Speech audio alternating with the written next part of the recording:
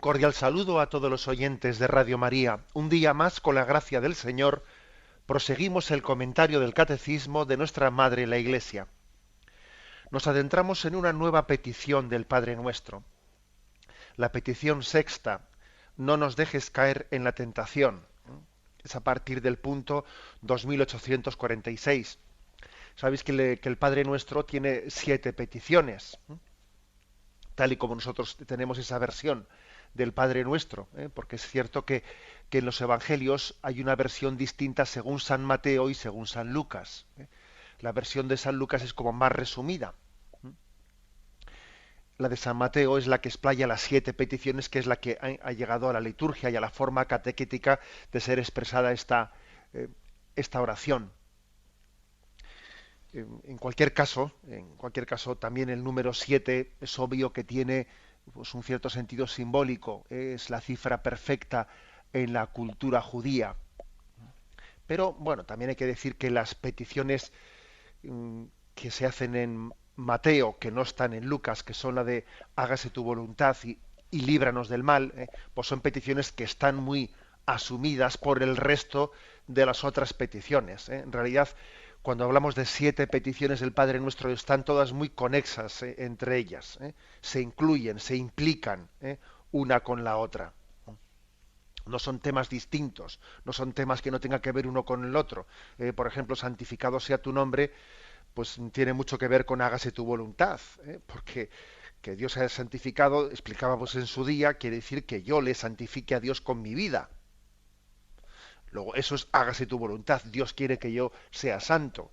Y eso tiene mucho que ver con no nos dejes caer en la tentación, y tiene que ver con perdona nuestros pecados. Es decir, todas las peticiones del Padre Nuestro están implicadas una en la otra. Bien, vamos a dar pues un paso más y comenzamos este nuevo apartado, no nos dejes caer en la tentación. Hoy nos vamos a centrar en concreto en el primero de los puntos, 2846, que dice así: esta petición llega a la raíz de la anterior, porque nuestros pecados son los frutos del consentimiento a la tentación. Pedimos a nuestro Padre que no nos deje caer en ella. Traducir en una sola palabra del texto griego es difícil. Significa no permitas entrar en la tentación, no nos dejes sucumbir a la tentación. Dios ni es tentado por el mal ni tienta a nadie. Al contrario, quiere librarnos del mal. Le pedimos que no nos deje tomar el camino que conduce al pecado, pues estamos empeñados en el combate entre la carne y el espíritu. Esta petición implora el espíritu de discernimiento y fuerza. Bueno, eh, vamos a desmenuzar este punto en 3 partes. La primera frase: esta petición llega a la raíz de la anterior. La anterior petición, os recuerdo, la petición quinta era perdona nuestras ofensas como también nosotros perdonamos a los que nos ofenden. O sea, es decir, la petición que decía perdona nuestros pecados, ¿no? Pues dice, esta petición llega a la raíz de la anterior, porque nuestros pecados son el fruto del consentimiento a la tentación. Pedimos a nuestro Padre que no nos deje caer en ella. Es decir, una cuestión muy práctica lo que dice aquí. El ideal del cristiano, no o sea, el ideal de la santificación cristiana no es únicamente pedirle a Dios que le perdone del mal que ha hecho. Más aún, es que le pide a Dios la gracia de intentar no hacer el mal. La petición anterior se centraba más en perdona nuestras ofensas, pero esta dice, yo voy más allá. Señor, no solo te pido que me perdones, es que te pido que no me dejes caer en el mal, caer en el pecado, que todavía va más allá de la petición anterior, ¿no? Por ejemplo, uno se acuerda inmediatamente aquí de la Inmaculada Concepción, de la Virgen María, que es pues un dogma de fe que nos recuerda que María fue preservada, fue redimida por Jesucristo. Ojo, fue redimida por Jesucristo, pero de una manera muy especial. Y la redención consistió no en levantarla del pecado, sino en no dejarla caer en el pecado. Es decir, fue preservada. Y todavía es es una forma más perfecta de redención el no haberle dejado caer que el levantarla una vez caído. ¿Os acordáis? Ese auto de fe, creo que era de Calderón de la Barca, que se ve una doncella que cuando va a caer en un agujero, pues es preservada de caer en el agujero porque se pone allí pues una tabla para que ella pise en la tabla, en esa tabla de salvación y no caiga en el agujero. Esa doncella que Calderón de la Barca pues, expresaba, ¿no?, en ese auto sacramental era María. Los demás, en ese auto sacramental se ve que cada uno que llegaba se caía en el suelo y era extraído, se caía y era extraído. Y llega esa doncella y a ella no se le deja caer. Bueno, pues esa es la forma mm, cumbre de la redención, ¿eh? Que seamos preservados de caer en la tentación. Que no solo seamos levantados del pecado, sino preservados de caer en la tentación. Esa es la forma en la que María ha sido redimida. Y también nosotros en gran medida, es decir, no pensemos que lo que le ha ocurrido a María no tiene nada que ver con nosotros. Hombre, obviamente nosotros no somos inmaculados, somos pecadores, somos profundamente pecadores, ¿no? Pero no hemos caído en todos los pecados, ¿eh? Yo creo, alguno dirá, yo creo que sí, ¿eh? Bueno, sí, pero no, ¿eh? Seguro que Dios ha tenido misericordia de ti y te ha liberado de caer en muchos pecados. ¿Sí? Es así, ¿eh? Es así. Incluso el que piensa que es muy pecador, ¿eh? Dios ha tenido misericordia de él y le ha dado la gracia para no caer en muchos pecados. Es verdad que luego también Él nos ha dado otras gracias y las hemos rechazado y hemos caído en otros pecados. Pero es bueno que nos demos cuenta de esto, ¿eh? O sea, Dios no solo es misericordioso en el sentido de que nos perdona, también en el sentido de que nos preserva, o sea, nos da la gracia de no caer en el mal. Recordad que la gracia de Dios tiene dos efectos, ¿eh? El efecto sanante y el efecto elevante, ¿eh? Por ejemplo, cuando recibimos la absolución sacramental por el sacramento de la penitencia, de la confesión, tiene dos efectos en nosotros. El primero es el perdonarnos el pecado que hemos cometido, obviamente. Pero el segundo efecto, que pocas veces solemos recordar, es que nos da un aumento de gracia. No solo limpia, sino que fortalece, ¿eh? Por eso la Iglesia aconseja confesarse con frecuencia. Aconseja la confesión frecuente porque además de que nos permite estar más atentos, ¿no?, pues al examen de conciencia y a los pecados veniales concretos, etcétera, la confesión frecuente también supone un aumento de gracia porque no solo nos perdona, también eleva la condición del hombre, le da fortaleza. Esto no lo olvidemos, ¿eh? No lo olvidemos porque somos, o sea, estamos necesitados de las dos cosas, del perdón y de la fortaleza de Dios para seguir luchando. Las dos cosas son necesarias, ¿eh? Pedimos, Señor, le pedimos el perdón, pero una vez que hemos sido perdonados seguimos siendo débiles. Luego necesitamos la fortaleza para no volver a caer. Eso también está ligado al propósito de enmienda, ¿sí? La Iglesia pide el propósito de enmienda para que alguien reciba el sacramento del perdón. Pero es verdad que el propósito de enmienda no quiere decir estar absolutamente seguro de que no voy a volver a caer nunca. Es que no podemos estarlo, es que somos débiles. Por eso decimos, no nos dejes caer en la tentación, por eso oramos, ¿no? El que esté seguro de sí mismo, tenga cuidado, no caiga. O sea, es decir, que yo creo que el mayor antídoto, ¿no?, frente a esa falta de seguridad, esa falta de, mejor dicho, ¿no?, esa falsa seguridad, ese creerse seguro de sí mismo, el mayor antídoto es este, la petición de no nos dejes caer en la tentación, Señor. Si tú me dejas de la mano, caeré. Necesito pues tu fortaleza. Por lo tanto, podríamos decir que, como primera conclusión de esta intervención, que el ideal cristiano no solo es implorar el perdón, sino que es ir a la raíz en el combate contra la tentación. Las tentaciones hay que cortarlas de raíz. Y además, cuanto antes se acometan, mejor.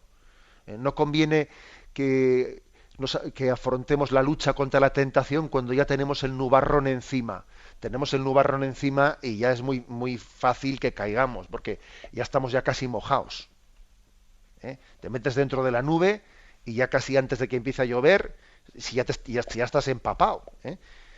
La lucha contra la tentación hay que, hay que afrontarla cuanto antes mejor. Según se le ve aparecer al fondo la tentación, según se le ve aparecer por ella, pues eso. Es como dice, a ver, ¿en qué momento tiene que afrontar uno la tentación?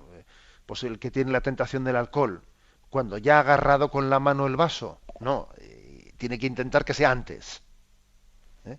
Y además luchar con el primer vaso, no con el tercero, con el cuarto, no, con el primero.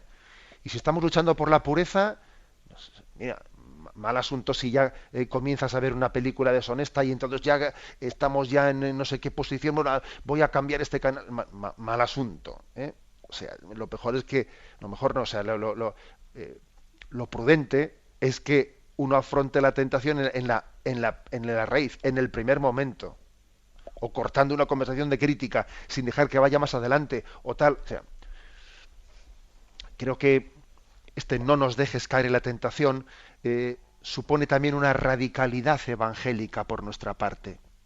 Porque obviamente esta petición es una petición que tiene billete de ida y billete de vuelta. Claro, tú a Dios le pides, Señor, no nos dejes caer en la tentación. Y Él te dice, de acuerdo, y tú no te pongas en la tentación. Claro, ¿o qué? ¿Tú qué pretendes? ¿Eh? ¿Estar metido todo el día en el agua y no mojarte? No, eso no es posible. Eso no es posible. O estar todo el día al sol y que no te queme, pues no es posible. O sea que, por lo tanto, es una petición que nos compromete y además es una petición que nos pone en camino de radicalidad evangélica. ¿Os acordáis que en el catecismo aprendíamos de pequeños pues que contra los pecados capitales tenemos que contraponer las virtudes contrarias? Entonces, vamos a ver, pues contra la pereza, diligencia, contra la envidia, caridad, contra la gula, templanza, contra la ira, paciencia, contra la lujuria, castidad, contra la avaricia, generosidad, contra la soberbia, humildad. Claro, y esto está implicado en el no nos dejes caer en la tentación. Le pedimos al Señor su gracia y eso supone un esfuerzo de nuestra parte. Ya me habéis escuchado esa frase en este programa, que cuando Dios nos da su gracia, el hombre suda. Suda en el sentido que la gracia de Dios no es como autodispensarnos de luchar, no, Dios te da su gracia para que tú puedas, con tu voluntad, implicarte plenamente en el ejercicio de las virtudes. Entonces, ese ayer contra, ¿no? Ayer contra que dice San Ignacio, ese vencer los pecados capitales a través de las virtudes contrarias, está implicado en esta petición de no nos dejes caer en la tentación. Imaginaros, por ejemplo, una persona que es tentada de la avaricia, de la avaricia de acumular, acumular, acumular, acumular. Mira, la única manera que va a tener de vencer la tentación de la avaricia es ejercitarse en la virtud contraria de la generosidad. Voy a dar esto a Cáritas, voy a dar esto al Domum, voy a dar esto a la infancia misionera, voy a dar esto. Vas a ver tú cómo así se le cura la avaricia. Es que no va a haber otra manera. O el que tiene tentación de gula. ¿Tú crees que va a ser posible que venza la gula? Pues bueno, pues a ver si si en esta fiesta de cumpleaños que tengo, pues en vez de caviar, pues como langosta, y así que es un poquito más barato. Pues no, mira, eso así no va a sanar la gula, si en vez de caviar se pega un banquete de langosta. Lo que tiene que hacer es ayuno. ¿Mm? Ayuno. Y lo que tiene que hacer es, pues, o sea, de alguna manera mortificarse, pero de una manera seria, ¿no? Esto siempre ha sido así, ¿eh? Los pecados capitales hay que abordarlos con radicalidad evangélica, o sea, viviendo, abrazándonos a las virtudes contrarias y no buscando ahí una especie de falsa moral de prudencia que ni frío ni caliente, que me quedo en territorio intermedio, ¿no? No, esa no es la verdad cristiana. Así no se han santificado los santos, ¿no? Ese territorio intermedio, ¿no? Que pues entre la soberbia y la humildad, bueno, pues vamos a tener una especie de orgullo digno, ¿no? O entre la avaricia y la generosidad, pues una sana ambición. O entre la lujuria y la castidad, pues mira, ni para ti ni para mí, una naturalidad sensual. O entre la ira y la paciencia, pues un carácter espontáneo, ¿no? O entre la gula y la templanza, pues mantener un poco el gusto propio. O entre la envidia y la caridad, pues un egoísmo controlado, etcétera, etcétera, ¿no? O sea, ese, esa tendencia a pastelear que se dice, a pastelear, ¿no? A quedar, así no cumplimos el mandato del Señor de amarle, ni de ser santos. Así, o sea, inevitablemente vamos a caer en la tentación. ¿eh? Vamos a caer en la tentación inevitablemente. La única manera de no caer en la tentación es apuntar alto, querer ser santos. El que renuncia al ideal de la santidad y piensa que, bueno, yo quiero ser buena persona, yo no quiero ser santo. Yo te digo que el que tiene ese ideal en su corazón, yo quiero ser buena persona pero no quiere ser santo, bueno, ¿y qué quiero decir con esto? Pues pensar que no hay que exagerar en la virtud, ¿sabes? No, yo quiero ser un poco del montón, quiero ser del montón, yo no pretendo yo pues destacar en el seguimiento a Jesucristo, etcétera, etcétera, ¿no? Bien, el que tiene ese espíritu inevitablemente caerá en la tentación. Por lo tanto, resumen de esa primera intervención, no nos dejes caer en la tentación. Es una radicalidad evangélica en la que le pedimos al Señor la gracia, no solo, ¿no? De ser perdonados, como le pedíamos en la petición anterior, sino de ser elevados, ¿no? De ser fortalecidos, ¿no? Para no caer en las tentaciones. Tenemos un momento de reflexión y continuar. Escuchan el programa Catecismo de la Iglesia Católica con Monseñor José Ignacio Munilla. Continuamos con este comentario al punto 2846. En la intervención anterior habíamos comentado la primera frase, seguimos adelante. No nos dejes caer en la tentación, dice, traducir en una sola palabra el texto griego es difícil. Significa no permitas entrar en la tentación, ¿no? No nos dejes sucumbir a la tentación. Dice, Dios ni es tentado por el mal, ni tienta a nadie, al contrario, quiere librarnos del mal. Bueno, vamos a ver. Hay cierta dificultad en cómo traducir literalmente tanto el término tentación como el verbo no nos dejes caer. Las dos cosas. El término tentación en griego, sabéis que los evangelios están en griego, es la palabra griega peirasmos.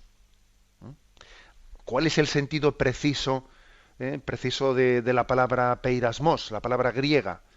Bueno, hoy en día nosotros en el vocabulario religioso moderno, pues decimos que la tentación es una solicitud, una solicitación al pecado en nuestra vida diaria. Bien, pero es verdad que para que hayamos podido tener más claro, tan claro este concepto, es verdad que en la Sagrada Escritura uno hace un análisis y ve que ha habido una evolución cada vez para ir clarificando más los conceptos. Por ejemplo, en los libros más antiguos, que ojo, los libros más antiguos de la Biblia no quiere decir que son los primeros, porque no os pensáis que están ordenados los libros por el orden en el que se escribieron. No, hay también un orden lógico. No os penséis que el libro del Génesis fue escrito en fechas anteriores al libro de la primera Samuel. Pues no. está colocado antes, pero por eso siempre suele ser bueno leer las introducciones que suelen tener las Biblias. Hace poco ha sido editada la Biblia de la Conferencia Episcopal Española, editorial ABAC.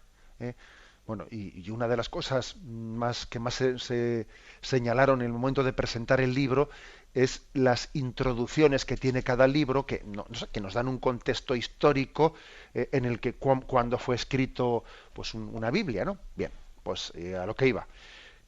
Que uno, para entender qué significa la palabra tentación, hace un análisis de la Sagrada Escritura y ve una evolución. Por ejemplo, en los libros más antiguos, en los textos más antiguos, incluso a veces se utiliza la palabra tentación como si Dios fuese el que tentase. Todavía, digamos, hay una especie de falta de claridad en los conceptos, ¿no? Por ejemplo, dice en Jueces 9:23 o la primera Samuel 18:10, Dios envía un espíritu malo a tal hombre que le conducirá al pecado. Y obviamente pues tienen una cierta contradicción. O en Éxodo 4:21 dice, Dios endureció el corazón del faraón para que no dejase salir a Israel de Egipto. Dios endureció el corazón del faraón. Hombre, es una manera de hablar. Es una manera de hablar que según va avanzando la Sagrada Escritura va a ser purificada. Hay, por lo tanto, un cierto genio literario en decir eso, que Dios le envió un espíritu malo y entonces Samuel lanzó la lanza contra el otro. Es una manera de hablar, obviamente. ¿Cómo va Dios, va Dios a enviarle el mal? Bueno, avanza la escritura y luego ya se ve que aparecen otro tipo de textos en los que se muestra a Dios poniendo a prueba al hombre, para ver hasta dónde llega su fidelidad. Pero ya no se dice que Dios le tiente o le envíe el mal, ya se ha matizado el lenguaje. Por ejemplo, en Génesis 22, cuando Dios pone a prueba la fe de Abraham y le manda sacrificar a su hijo Isaac, por ejemplo, etcétera, ¿no? Hay muchos textos, ¿no? Primera Macabeos 2:52, etcétera. Bueno, hay muchos textos. Eclesiástico 44:20. Bueno, no voy a leer todos los textos porque sería muy largo, pero ya hemos dado un paso. Si en algunos textos antiguos parecía que Dios era el que tentaba, el que enviaba la tentación, ahora ya no se dice eso, se dice que Dios pone a prueba para probar nuestra fidelidad. Y luego ya en los textos últimos del Antiguo Testamento, en una época más tardía, ya más cercana al Nuevo Testamento, ya aparece el personaje de Satanás. O sea, es decir, la creencia en los ángeles ha sido consecuencia, o sea, no desde los primeros, no desde los primeros estadios de la revelación del Antiguo Testamento se tenía conciencia de la existencia de los ángeles. Por eso, por ejemplo, se ve ya en tiempos de Jesucristo que los saduceos, que únicamente aceptaban una parte de la Escritura, la parte más antigua, los saduceos no creían en la existencia de los ángeles, pero los fariseos, por ejemplo, que sí tenían una aceptación del Antiguo Testamento más extensa, no se habían quedado únicamente la primera parte del Antiguo Testamento, los fariseos ya creían en los ángeles, etcétera. Bueno, pues por eso en los libros últimos, de la Sagrada Escritura ya se habla de que es Satanás el que tienta. Por ejemplo, es Satanás el que inspira a David el proyecto de hacer el censo del pueblo en contra de lo que Dios le pedía a David, le decía que no estuviese contando sus soldados porque tuviese confianza en Yahvé. Bueno, ha habido una evolución, pues, ¿no?, en el Antiguo Testamento. Y desde luego en el Nuevo Testamento se impone una constatación, que jamás Dios tienta a nadie. Hay un texto muy claro, muy clarividente de la Carta de Santiago. La Carta de Santiago, que es una de las cartas últimas de la Sagrada Biblia, que dice, capítulo 1, dice: considerad, hermanos míos, un gran gozo cuando os veáis rodeados de toda clase de pruebas, sabiendo que la autenticidad de vuestra fe produce paciencia, pero que la paciencia lleve consigo una obra perfecta para que seáis perfectos e íntegros sin ninguna deficiencia. Bienaventurado el hombre que aguanta la prueba, porque si sale airoso, recibirá la corona de vida que el Señor prometió a los que aman. Ahora fijaros lo que dice. Versículo 13, Santiago 1:13. Cuando alguien se vea tentado, que no diga, es Dios quien me tienta, pues Dios no es tentado por el mal y Él no tienta a nadie. A cada uno le tienta su propio deseo, cuando le arrastra o lo seduce. Dice su propio deseo. Algunas traducciones dicen su propia concupiscencia. A cada uno le tienta su propio deseo, cuando le arrastra y lo seduce. Después el deseo concibe y da luz al pecado, y entonces el pecado, cuando madura, engendra muerte. O sea que ya digamos, la palabra tentación se le atribuye directamente a los ángeles caídos, a Satanás. Dios nos pone a prueba, pero Dios no nos tienta. O sea, esa frase en el Nuevo Testamento no la encontraréis. Digamos que se ha hecho todo un avance, que ahora complementémoslo con lo siguiente. Esto es un poco en cuanto a la explicación de qué significa la palabra tentación, que decíamos que en griego, en el original del Evangelio, es el término peirasmos. Bueno, pero luego también conviene dar una vuelta, que es lo que aquí el catecismo hace, cuando dice que tiene su dificultad traducir ese no nos dejes caer. Dice el catecismo que literalmente es no permitas entrar en. Por eso se ha hecho una traducción un poco también pedagógica para que se entienda el término. Vamos a ver. Literalmente, el texto griego dice, no nos hagas entrar en la tentación o no nos introduzcas en la tentación. Y a la hora de traducirlo tiene su complejidad. Por ejemplo, en la versión francesa del Padre Nuestro se dice, no nos sometas a la tentación, ne nous soumets pas, no nos sometas. Bueno, la verdad es que es una traducción que tiene su dificultad, porque yo pienso que es mejor la española, no sé, me gusta más, no nos dejes caer en la tentación, porque no nos sometas a la tentación, no sé, corre el peligro de evocar la imagen de un Dios que hace sufrir la tentación, ¿no? Y sin embargo sabemos claramente que todo el Nuevo Testamento rechaza la idea de un Dios que tiente al hombre. No puede pensarse en que Dios introduzca o haga entrar en la tentación como si se tratase de una trampa, sino que Dios nos puede conducir a una situación, puede permitir, ¿no? Puede permitir que seamos conducidos a una situación crítica para purificarnos, para probarnos. Lo mismo que el Espíritu impulsó a Jesús al desierto para ser tentado por Satanás. O sea, Dios no tentó a Jesús. Pero es verdad que dice que el Espíritu condujo a Jesús al desierto para ser tentado por Satanás. O sea, Dios nos pone a prueba sabiendo que de la prueba Él busca en ella que seamos forjados. Y el hierro es forjado al fuego.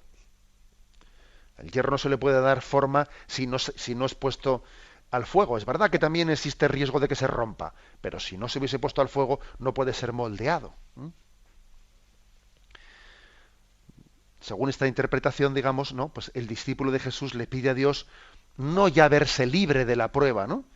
Sino que le evite el peligro de no poder soportarla o de caer en la tentación. En resumen, que no es Dios quien tienta, pero él es verdad que nos deja en situaciones que suponen una tentación para nosotros. Y si Cristo nos enseña a orar de este modo, no nos dejes caer en la tentación,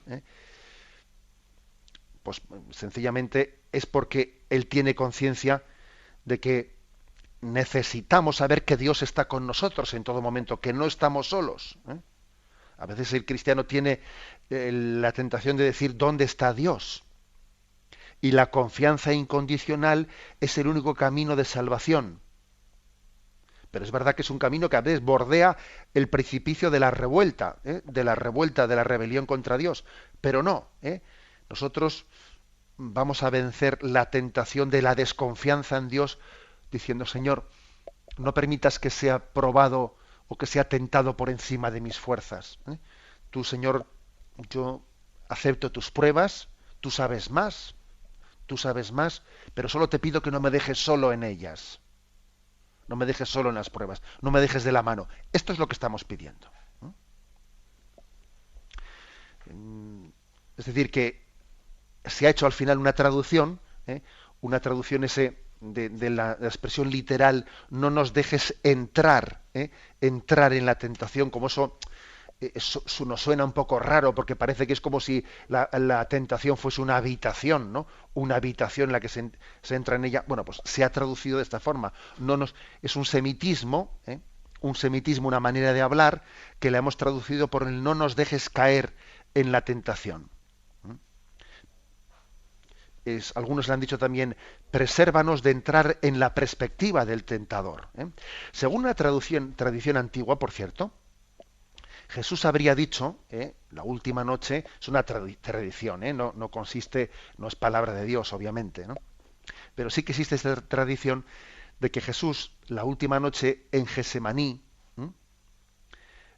dijo esta frase: nadie puede alcanzar el reino de los cielos sin haber pasado antes por la tentación.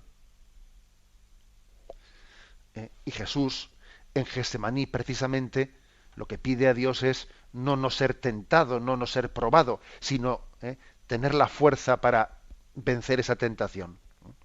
Y estas palabras, que nadie puede alcanzar el reino de los cielos sin haber pasado antes por la tentación, confirman esta petición del Padre Nuestro, en la que no le decimos, Señor, que me vea libre de las tentaciones, sino que tenga ayuda tuya para vencerlas, para no caer en la tentación. Creo que por lo tanto estamos dando un poco, pues, en la clave, en el centro de interpretación de estas expresiones. No nos dejes caer en la tentación. Seguimos en esta edición del Catecismo explicando el punto 2846 y hemos dejado sin abordar la última frase del punto. Dentro del no nos dejes caer en la tentación dice: le pedimos que no nos deje tomar el camino que conduce al pecado, pues estamos empeñados en el combate entre la carne y el espíritu. Esta petición implora el espíritu de discernimiento y de fuerza. Se nos remite aquí al punto anterior, 2516, donde dice: en el hombre, porque es un ser compuesto de espíritu y cuerpo, existe cierta tensión y se desarrolla una lucha de tendencias entre el espíritu y la carne, pero en realidad esta lucha pertenece a la herencia del pecado. Es una consecuencia de él y al mismo tiempo confirma su existencia. Forma parte de la experiencia cotidiana del combate espiritual. Es decir, que esta petición del Padre Nuestro es una petición que también nos hace caer en cuenta de que, pues como dice el Kempis, que la vida cristiana es combate, la vida cristiana es milicia. Esta es una afirmación de la tradición cristiana, de los monjes del desierto, lo tuvieron muy claro, que hay que vivir en combate. Hoy en día ya sé que nos hemos hecho un ideal del que, bueno, oye, vive tranquilo, vive y disfruta, pero claro, por supuesto que hay que saber disfrutar, ¿no? Es más, yo diría que el que no sabe combatir contra el pecado no sabe disfrutar. O sea, pero claro, aquí se ha hecho eso de calidad de vida, vivir bien, hemos hecho casi un sinónimo de tumbarse a la Bartola, como se dice popularmente, y bueno, y dejarse llevar, ¿no? Y es absolutamente falso que el dejarse llevar, el hecho de que el hombre pierda la conciencia de que su enemigo lo tiene dentro de sí mismo y por lo tanto tenemos que saber luchar contra las tentaciones, el hecho de que el hombre pierda esa, entre comillas, tensión espiritual, y confunda lo bueno con lo espontáneo, con lo que me apetece, con lo que eso verdaderamente es un cáncer en la vida espiritual. Eso es el principio del fin del hombre, porque cuando alguien no cae en cuenta de que la vida cristiana es combate, está perdido. ¿Cómo vas a luchar contra un enemigo si no lo ves? ¿Te imaginas, no? Que en una lucha de trincheras uno de los bandos sea invisible. Entonces puede llegar, traspasar tranquilamente las trincheras, meterse al otro lado y ya está, ya ha vencido ahí y le puede disparar tranquilamente a placer al que está al otro lado. Como no le ha visto ni llegar, algo así nos pasa a nosotros. Algo así nos pasa a nosotros cuando perdemos la conciencia de que la vida cristiana es milicia, como dice el Kempis. ¿Y esto qué es masoquismo? Esto es una visión negativa, antropológica. ¿Qué nombre? Que no, es una visión realista. O sea, eso es así. Es decir, y además, fijémonos que cuando perdemos esa tensión espiritual y dejamos de confesarnos, y por ejemplo antes nos confesábamos con frecuencia, dejamos de hacerlo con frecuencia o dejamos de hacerlo, y bueno, pues dejamos de hacer nuestro examen de conciencia, vamos bajando el listón, y es curioso que nos sorprendemos a nosotros mismos pasando por ciertas cosas, dando por normales ciertas cosas que hace unos años en nuestra vida no hubiésemos admitido. Porque hemos permitido que el listón se vaya bajando tremendamente. Entonces, claro, ¿ahora qué hago yo? Me justifico diciendo que es que hay que adaptarse a los nuevos tiempos. Mira, si tú quieres justificarte, eso es gratis. El autoengaño es muy fácil, pero déjate de que hay que adaptarse a los nuevos tiempos. Tú has tenido una conciencia que has perdido tu nivel de oración, has perdido tu nivel de amor a las virtudes, de fidelidad, podríamos hacer un etcétera, fidelidad a Dios, a ti mismo, de visión de la familia, de visión de un montón de cosas, ¿no? Por eso supone el estar alerta, y saber que el enemigo lo tenemos dentro, que existe, como dice aquí este punto del catecismo, pues esa tensión entre lo que dijo el Señor en Gesemaní. El espíritu es fuerte, pero la carne es débil. Entonces, como eso es así, pues el que no tenga conciencia de tal cosa y el que diga, no, es que hay que ser espontáneos, ¿no? No te reprimas, hay que ser espontáneos. Estamos ya, mira, pues entonces las palabras de Jesús, el espíritu es fuerte, la carne es débil, orad para no entrar en la tentación, la llamada a la oración, al sacrificio, a mantener la lámpara encendida, pues todo eso va a caer, ¿no? Va a caer porque el pretendido espíritu de modernidad, de relájate, etcétera, es equivalente a la mediocridad y abrir la puerta al pecado. Dice aquí el catecismo, esta petición implora el espíritu de discernimiento y de fuerza. El espíritu de discernimiento y de fuerza. Entre los dones del Espíritu Santo, que en su tiempo explicamos aquí ya en el Catecismo, los 7 dones del Espíritu Santo, os recuerdo que uno era el don de consejo y otro era el don de fortaleza. Pedimos ese espíritu de discernimiento y de fortaleza. Discernimiento, en primer lugar, porque las tentaciones hay que desenmascararlas. Hay que desenmascararlas. El tentador tiene como estrategia habitual el aparecerse siempre disfrazado. O sea, él siempre esconde el mal bajo perspectiva de bien. O sea, difícilmente el mal se nos va a solicitar pues como mal.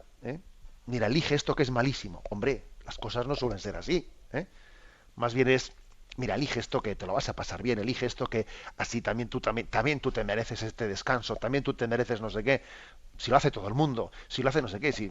Bueno, lógicamente las tentaciones siempre se nos presentan bajo especie de bien, bajo apariencia de bien. Por eso el discernimiento es muy importante, es decir, mira, que te conozco, no me vas a engañar. Te conozco y sé que eres tú, Satanás, bajo ese instrumento de la debilidad de la carne, o bajo el instrumento de mi soberbia interior, o bajo el instrumento del mundo, del espíritu mundano. Lo importante es desenmascararle, el discernimiento, el que veamos venir la jugada, como se dice, mira, que veo venir la jugada, ahora sí, se desmarca aquí el delantero, vas a ver tú cómo le van a pasar un balón bombeado y allí va a rematar a placer. Hay que tener capacidad de ver venir la jugada. Y para eso también hay que tener momentos de reflexión, y hay que tener momentos de verte delante del Señor. Ponte delante del sagrario y pregúntale a Él cómo te ve. ¿Cómo te ve? Igual le puedes permitir que Él te diga, pero no te dabas cuenta que te estaba metiendo un gol. Pero cómo has hecho que has pretendido hacer como si no lo veías, ¿no? ¿Mm? Porque claro, a veces una cosa es la ceguera, pero otra cosa es que hay una especie como de ceguera interesada. Hago como no veo porque como también me gusta, como me gusta, eso también suele ocurrir, ¿no? Que hay como una especie de ceguera interesada que hay que desenmascararla. Y en segundo lugar, dice, ¿no? Implora el espíritu de discernimiento, de hecho, para desenmascarar, y de fuerza. Y entonces, obviamente, la tentación en sí misma tiene mucha fuerza, porque Satanás es un ángel, Satanás y sus ángeles, su naturaleza espiritual, ojo, pues tiene más capacidades que el hombre. Entonces, obviamente, no podemos abordar las tentaciones solamente con nuestras capacidades humanas. Pedimos a Dios la fuerza para vencer la tentación, porque está por encima de nuestras fuerzas. Y pedimos a Dios su gracia. Y nos apoyamos en medios sobrenaturales, nos apoyamos en la oración, nos apoyamos en los sacramentos, porque somos débiles por nosotros mismos. El que pretenda vencer todas las tentaciones con sus solas fuerzas, pues mira, es que es como quien va a la guerra con un tirachinas. No hay proporción. Pero si el otro tiene un tanque, ¿a dónde vas tú? Tú tienes que apoyarte en armas más fuertes que tu propia debilidad. O sea, que es discernimiento, espíritu de discernimiento para distinguir el bien del mal y, de alguna manera, desenmascarar la jugada de la tentación que viene, y también de fuerza en apoyarnos, ¿no?, en los medios sobrenaturales para acometerla. Bien, lo dejamos aquí. Hemos explicado el primero de los puntos de la petición del Padre Nuestro: no nos dejes caer en la tentación. Es el punto 2846.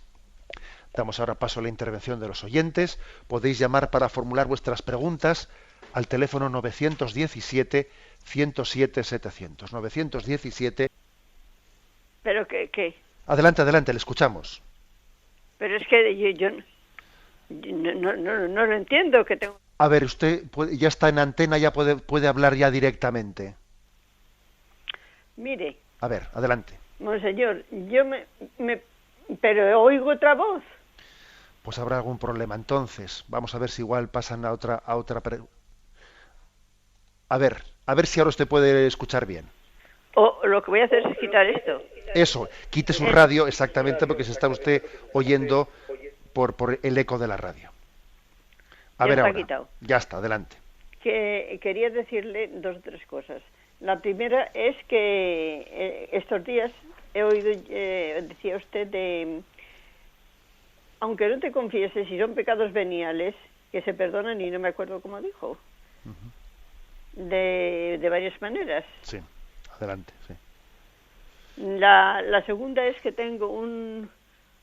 sufro muchísimo con este sobrino mío que tiene novia y se van a juntar o se están juntando, no sé, y no tiene, y eso.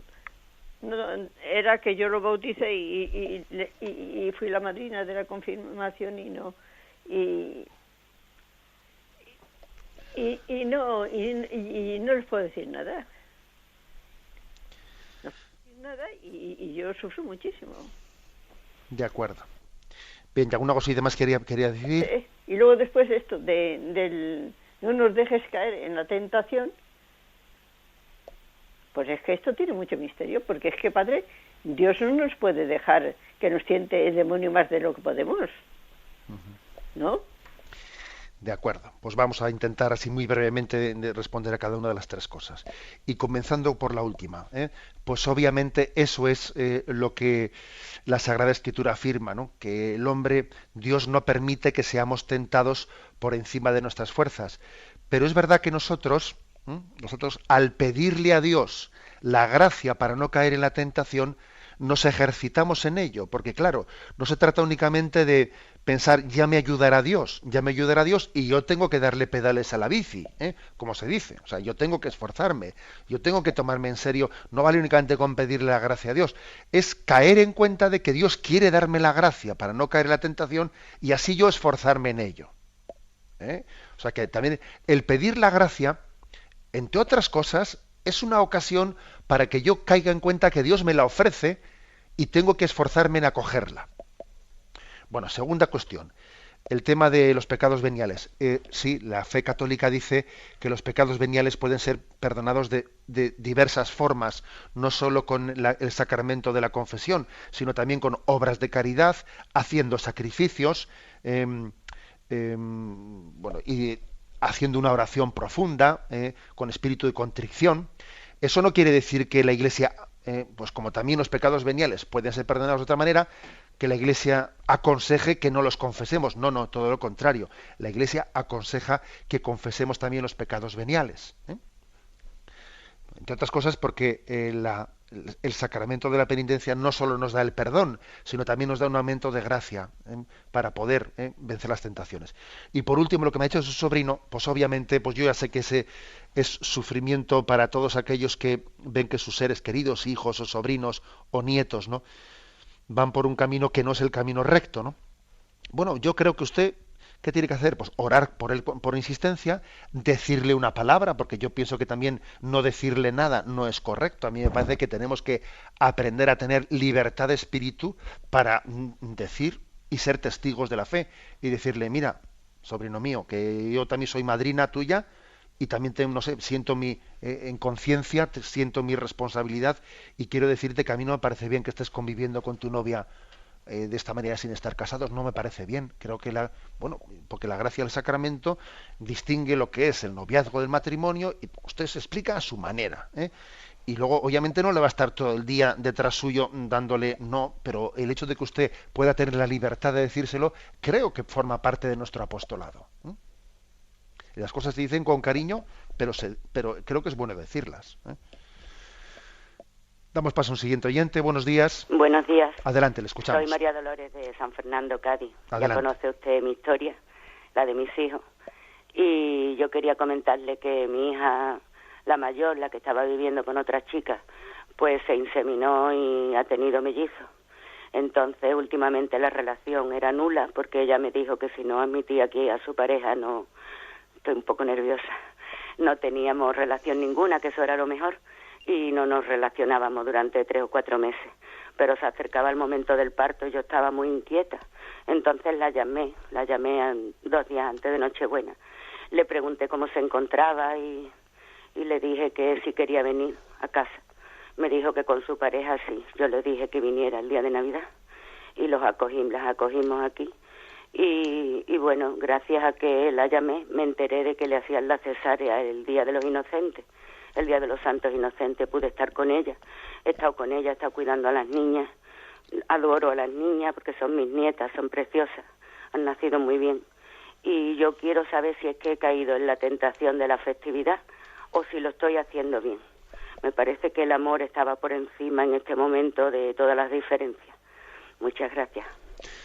Pues mire, la verdad es que es muy difícil el poder dar un consejo de hasta dónde pone un poco uno el límite en el decir, a ver, yo obviamente a mi hija, que tiene una relación pues que es contraria a la ley de Dios y contraria también, ¿no?, pues a la moral natural, tendré que hacerle entender que su relación de pareja con una mujer lesbiana, el hecho de que sea inseminada para tener un hijo, etcétera, etcétera, pues todo eso usted creo que ya se lo ha hecho entender a ella, ¿no?, de muchas formas, obviamente, ¿no?, se lo ha hecho entender. Y al mismo tiempo también es su nieta, pues claro que es su nieta y la niña no tiene ninguna culpa, del error de sus padres, ¿no? Con lo cual usted también creo que no está cayendo en la tentación de la afectividad, sino también está dando pasos complementarios, ¿no? Entonces yo creo que en estos casos, yo lo que siempre suelo decir es que hay que mantener 2 cosas, la verdad y la caridad, y hay que hacer signos de compromiso con la verdad, y el hecho de que usted también le haya dicho a su hija, pues mira, pues tú en casa con tu pareja no vas a entrar pues por esto, pero también haya hecho alguna excepción a ese principio, etcétera, ¿no? Pues mire usted, yo me parece que cada uno tiene que ver cómo coge el equilibrio, tiene que coger el equilibrio entre defender la verdad y también, ¿no? Mostrar una oferta de amor incondicional. Yo creo que en ese equilibrio entre una cosa y otra no existe una regla de medición de esto sí, esto no, esto sí, no, eso no existe. Pero creo que usted está intentando guardar las dos cosas, está intentando tanto no ser fiel a la verdad, como ser fiel a la caridad. Y entonces lo importante es que mantengamos ese doble compromiso de fidelidad, que en el fondo es una sola fidelidad, no la doble, ¿no? Y rezamos por usted. Y también somos conscientes de, bueno, que su labor de madre y de abuela no ha concluido y sigue adelante, ¿no? Y que el Señor lo puede todo y ya derribará muros que a usted le parecen ahora, ¿no? Pues le parecen infranqueables. Damos paso a una última llamada. Buenos días. Buenos días, señor. Adelante, le escuchamos. Mire, soy Lucía. Le llamo porque en la celebración esta maravillosa del día 2 se repartían, entre muchas cosas que repartían, pues ha habido una especie de tríptico que dice, y leo textualmente, promesas del Señor a los que no reciban la comunión en la mano. Eso dice. Y luego, en una introducción, pues dice que a un alma privilegiada, resumo para no perder mucho tiempo, pues le hizo unas promesas el Señor a quienes no recibieran la comunión en la mano. Y claro, me parece que es que eso pues puede crear hasta controversias entre fieles que los lean y todo eso, y me gustaría que diese usted su opinión verdaderamente. Mira, vamos a ver, lo primero decir que en una gran concentración como la que tuvo lugar el día 2, pues en la Plaza Colón, pues claro, muchísimas cosas que allí se pueden distribuir entre tantos cientos de miles de personas no están controladas por la organización, obviamente, ¿no? Entonces, sin duda alguna, eso que usted dice, pues también sería así. Y también ese tipo de publicación que se distribuye, estoy convencido que tampoco tendría aprobación eclesiástica. Una cosa que últimamente hemos ido dejando caer a veces en el olvido es la conveniencia de que las publicaciones tengan aprobación eclesial, tengan un nil ostat, que se dice, ¿no?, por parte del obispo del lugar, o sea, que hayan autentificado que eso es conforme a. Difícilmente creo que la Iglesia podría decir promesas, que el Señor te promete una serie de bendiciones si no comulgas en la mano. Vamos a ver, es la Iglesia la que ha dado la posibilidad de poder comulgar en la mano o poder comulgar en la boca bajo unas condiciones determinadas. Luego, no me imagino yo a Jesucristo prometiendo ahora, porque mire usted, lo que el Señor tendría que hacer, pues es, si no le parece bien comulgar con la mano, pues obviamente sería inspirarle a su Iglesia otra cosa. O sea que, yendo en obediencia a la Iglesia y yendo en confianza a sus normas, no seremos engañados. Seremos engañados. Que a uno le gusta más comulgar con la boca, etcétera, tiene absoluto derecho a ello, incluso pues a comulgar de rodillas, si le parece, etcétera, tiene perfecto derecho a ello. Ahora, no tiene derecho a dar por buenas unas supuestas revelaciones de que Jesucristo ha dicho eso. O sea, salirnos del tiesto somos tan proclives a ello, y yo creo que la humildad y la confianza en la Madre Iglesia nos libra de estas cosas. La bendición de Dios Todopoderoso, Padre, Hijo y Espíritu Santo, descienda sobre vosotros. Alabado sea Jesucristo.